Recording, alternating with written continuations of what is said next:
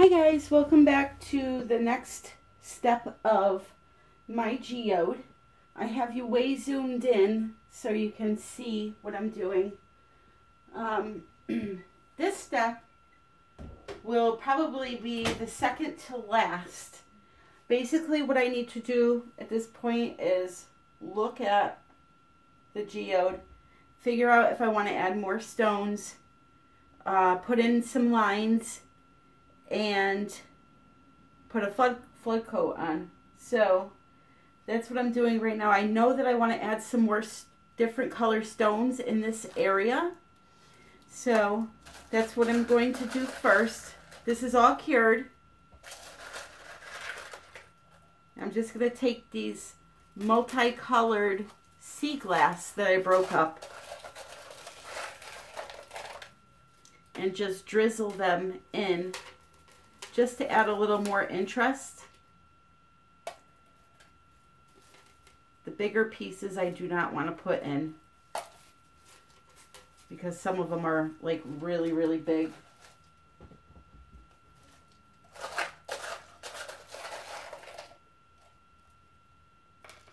So I'm kind of just placing them in there, and then what I'll do is I'll take some resin and drizzle it over that area before I flood the entire thing, just to kind of cement them down. Plus the resin that I drizzle will seep in there and help also. So I think after this step, the only thing that I'm going, after this video, the only one that's going to be left is me trying to affix some of these bigger crystals in this open area here. So that should be interesting. Kind of just picking out the really, really big ones right now. Stick with these smaller sized ones. Personally, I feel that it adds a lot more interest to have different sized stones.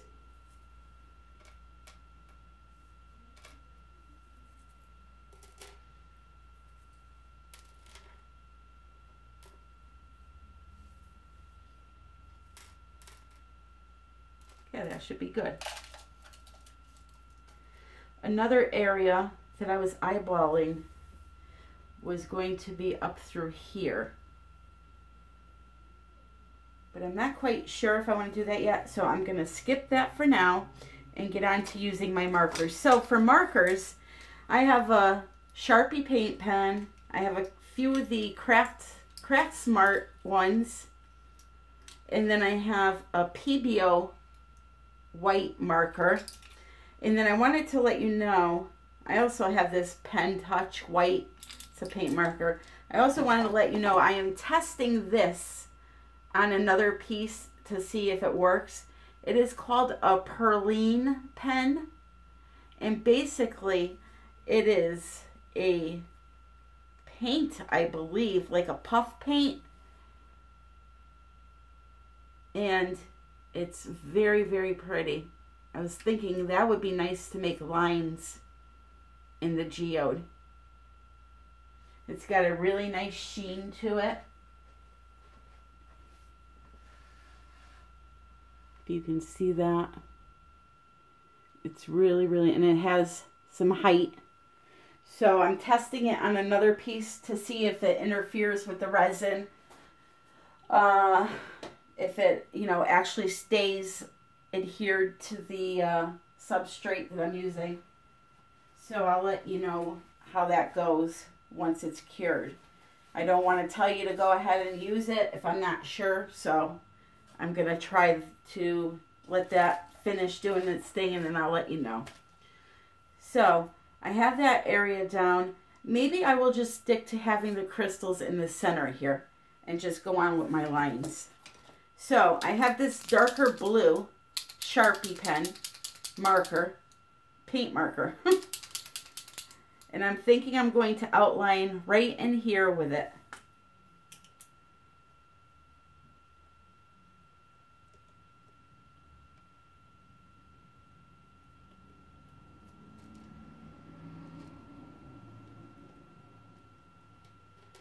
Doing this just helps the sections pop more.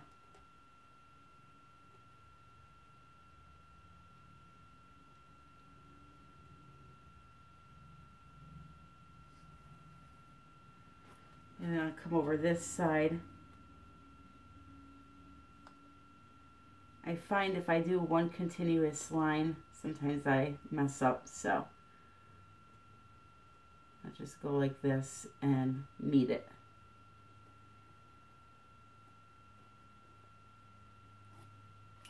Okay, and then right up next to it,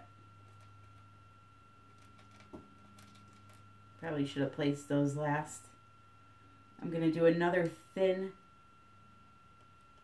really close, right up next to it, line.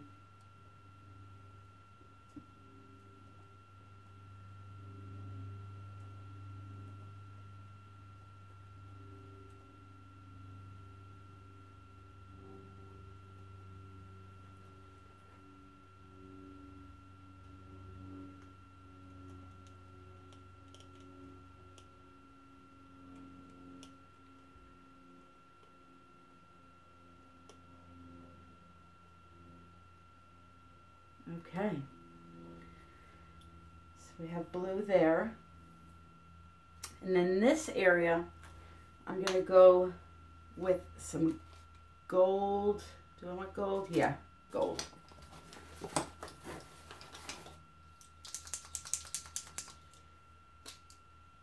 And this is a really tiny nib on this one, so you can make some nice fine lines.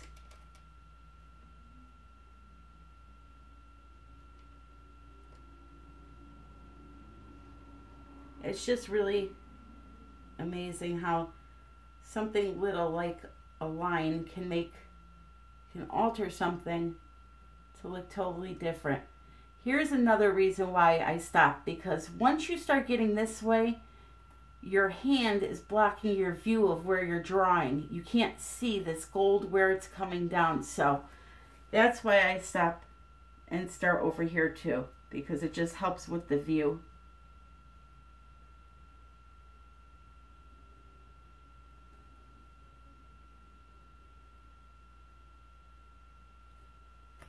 Right. And then I want to do another one.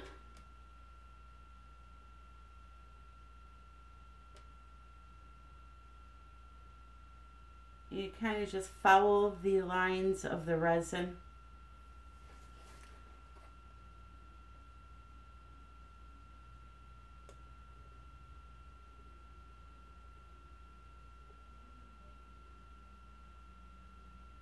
And then for this one, I'm going to do 3. So here we go.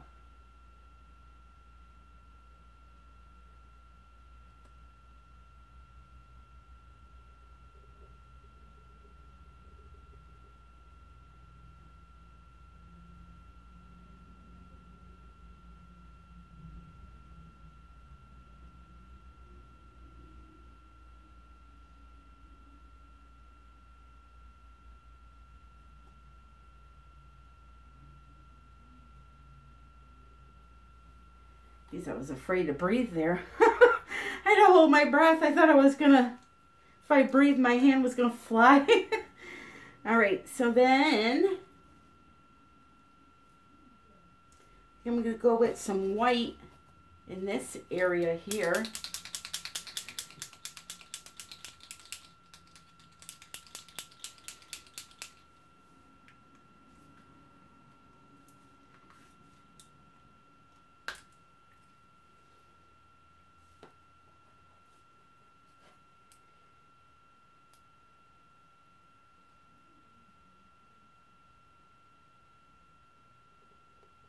And this, again, is a very thin nib.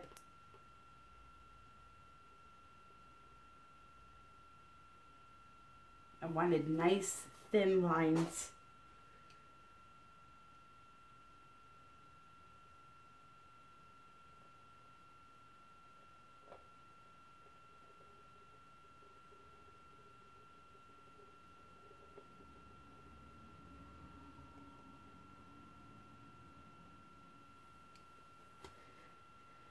Breathe.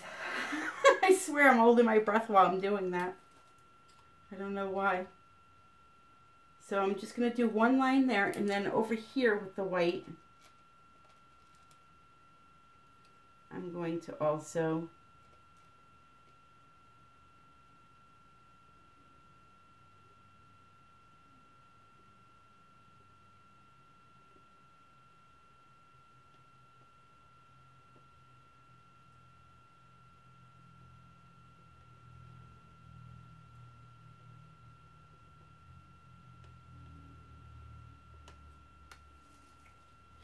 so that has like changed the look a lot already.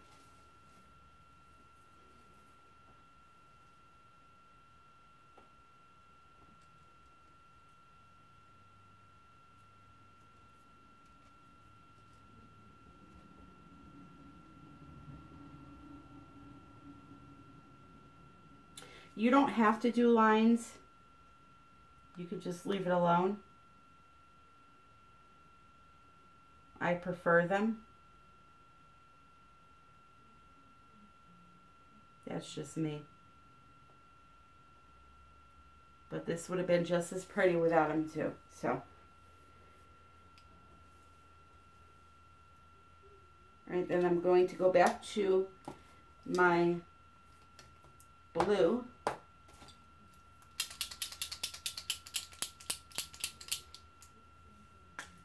And I'm going to go all along this white area here.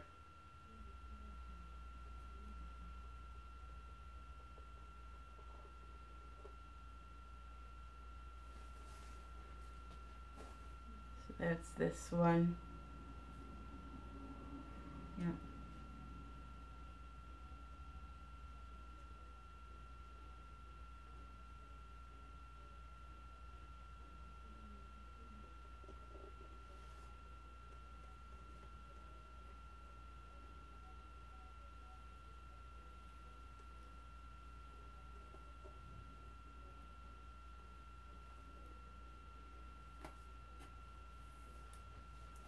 And now you see I started there and then I went the wrong way. But I was going to do 2 lines anyway, so that's all right. We'll finish this one.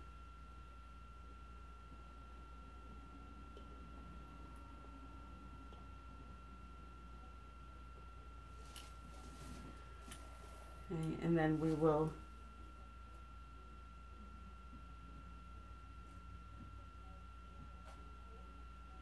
come up off this way.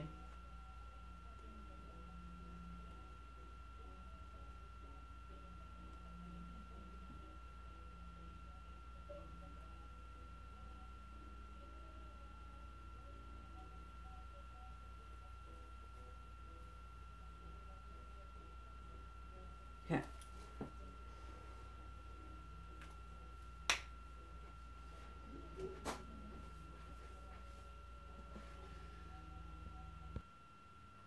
Alrighty, so I'm just looking at this, seeing what I want to do. I'm going to put some gold up through here.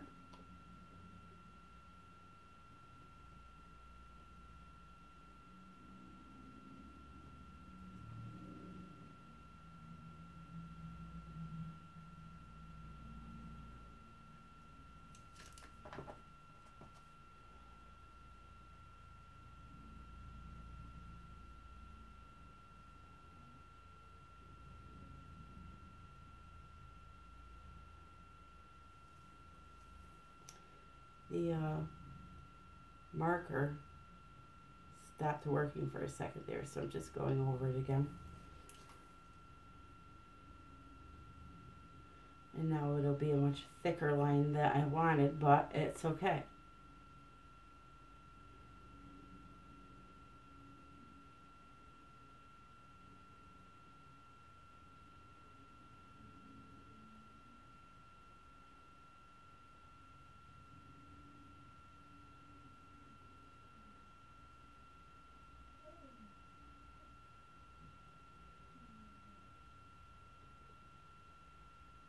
Sometimes you just have to adjust things. Okay, it's good for now.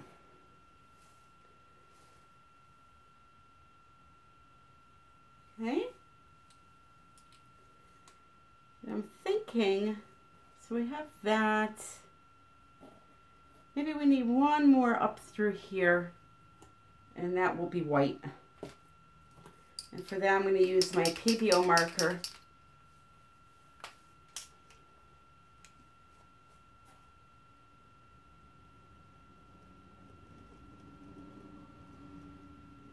I'm just following this glitter line, which is actually a pain because it's like chunky glitter.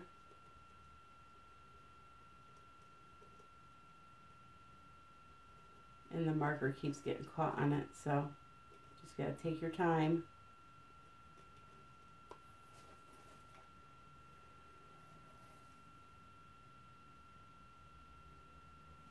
I want to make sure that I don't go in the wrong area again.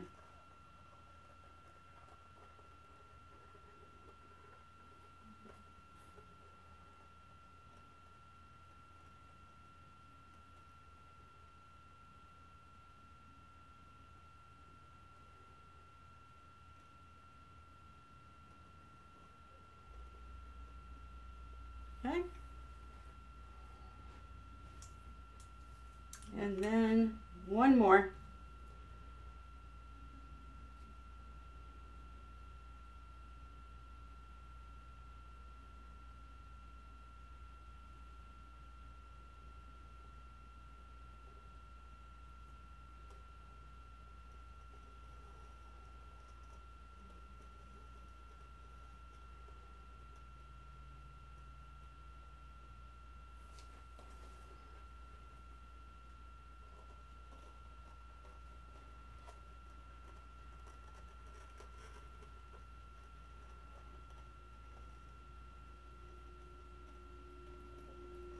Okay. Use my arm. Should have left that alone. But of course I didn't.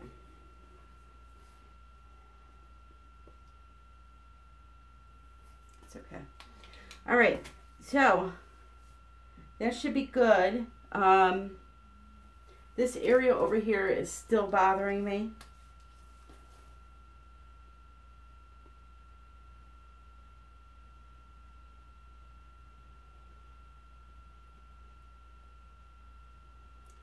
So I'm just going to draw a line.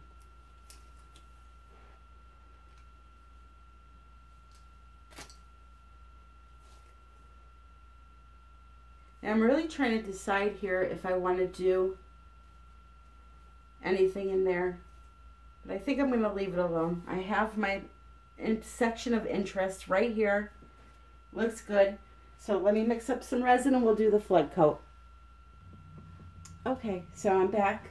I've mixed up 16 ounces of resin,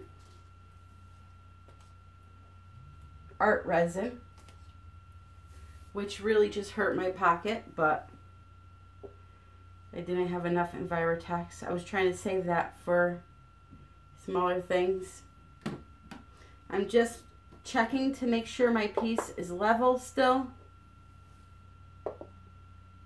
What I'm going to do first is just drizzle a little bit over these rocks that I added.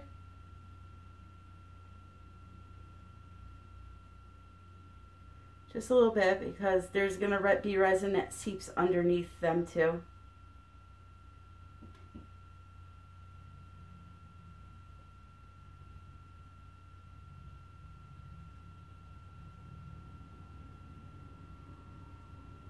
Okay. And then I'm just going to start pouring.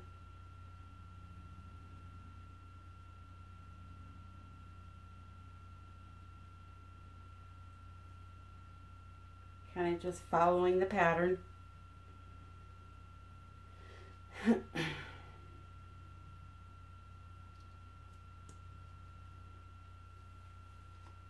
I had used 2 separate cups because it was too hard to mix in one. I was making a big mess.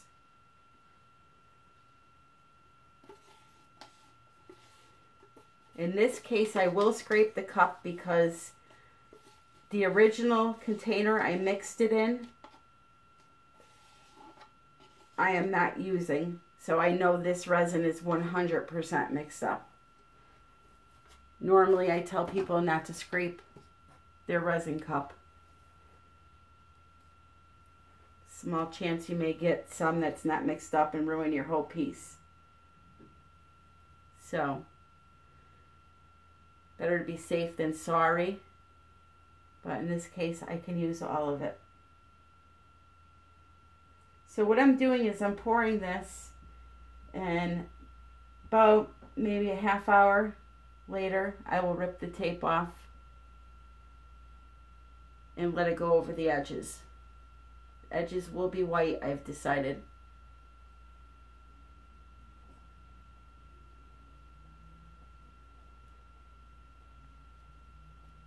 And once I take the tape off and it's cured, I'll be back for the last video doing the center stones.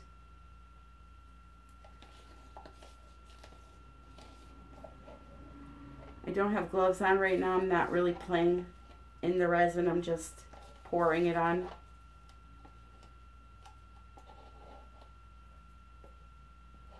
Being very careful.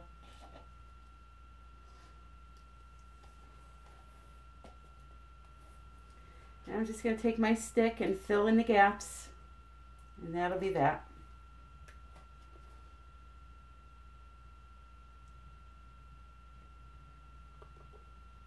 Now the reason why you dam it with the tape like this is because you want to make sure that the stones don't flow off the edge with the resin, because the resin will move a lot. And you will lose a lot of this top coat here if you don't dam it. So if you want a nice thick top coat, you have to dam it up. And then if you want to have it eventually coat the sides, take the tape off, like I said, about 30 to 45 minutes later. This is art resin, and it tends to stay fluid longer than Envirotex or the other ones, so it may be closer to an hour. And the way that I tell if it's ready is I will just go with like a little toothpick and try to move it, and if it's really like thickening up, then you know it's time. If it's still like this, really loose, it is not time.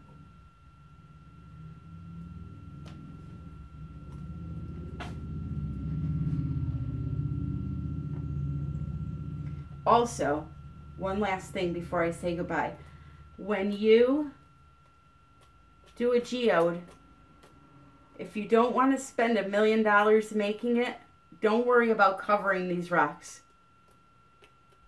Do what I'm doing, just do a nice top coat over the flat areas and let the rocks protrude, because it would take, you know, probably a full gallon to cover those rocks, and it's very expensive.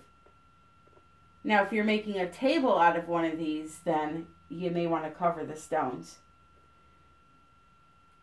But for this type of art, you don't have to. Believe it or not, if I wanted to, I could probably turn this into a little coffee table by covering up those rocks and adding some legs underneath, because it's a nice thick piece of wood, and with all this resin on it now, it would really hold up nicely. I'm not quite sure what I'm going to do with it yet, if I'm going to make it into a table eventually or just sell it as is for a piece of wall art. But once I get the other crystals put on, I think it's going to look really, really pretty.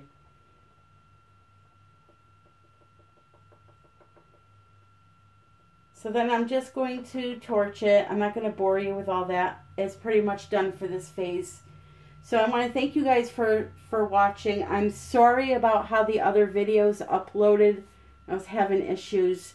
I'm saving money to try to get a better recording system here. So in time. So anyway, if you haven't already, please subscribe to my channel. I would truly appreciate it. and all the information you need for the pigments, the Resin, all that will be listed below. Have a great day. Don't forget to watch for part 4, and happy pouring.